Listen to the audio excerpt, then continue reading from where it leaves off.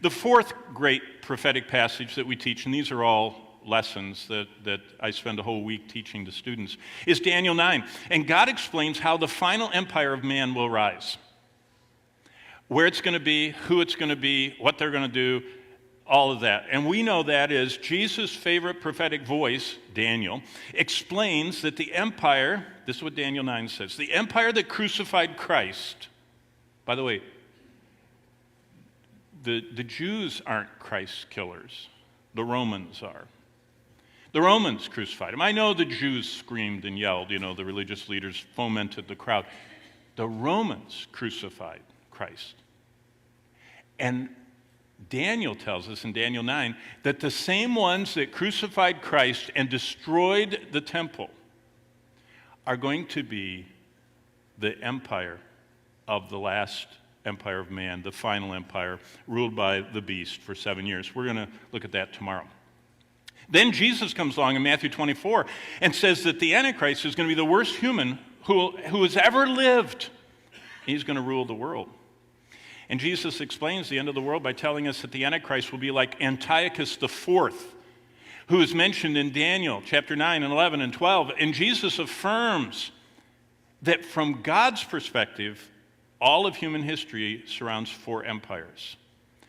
And from God's perspective, the rise of the Antichrist and the return of the real Christ is going to be the final empire being put down. And you know the story about the mountain and the stone that crushes it and fills the whole earth. And that we'll see tomorrow. Then Paul picks up the prophetic theme in 2 Thessalonians 2 and pronounces this, that God has promised a third temple. You say a third. Yeah, the first one is the one that David financed and Solomon engineered and built, and Zerubbabel, took the remnants on, and then Herod rebuilt the second temple. So there was a first temple, kind of Solomon time, destroyed by the Babylonians, rebuilt, started by Zerubbabel, and then made huge by King Herod, which is the flashpoint of the world. You all know it as the 40-acre Temple Mount in Jerusalem. Well, Paul and Daniel and John and Jesus all said that they could see a third temple in the future, and the Antichrist will defile a literal rebuilt Jewish temple standing in Jerusalem. That's fascinating to think about, especially how volatile our world is. And that's what 2 Thessalonians 2 is about. Then here's the last day. This is my third message. First one today is Ezekiel 36, 37, 38, and 39. Tomorrow is Daniel 9. And then, Lord willing, on Wednesday, Zechariah 12 to 14. Zechariah tells us the entire world is going to unite against Israel. The whole world will seek to get rid of the regathered and reborn nation of Israel. That will trigger the invasion, and this is the only time Jesus said, everyone, all angelic creatures, exit heaven. When Jesus was talking just before they crucified him, he said, the Son of Man is coming, and all the holy angels with him, in chapter 25 of Matthew. All, and Jesus never exaggerates. I do, he doesn't, okay? All the armies come from heaven. That's called the second coming. That's going to be a great day. Wednesday's going to be fun looking at that. And here's the ending. Revelation 6 to 19, Satan's fake Jesus prompts Armageddon's return of Christ. Do you know what the whole second coming of Christ is about? Rescuing Israel.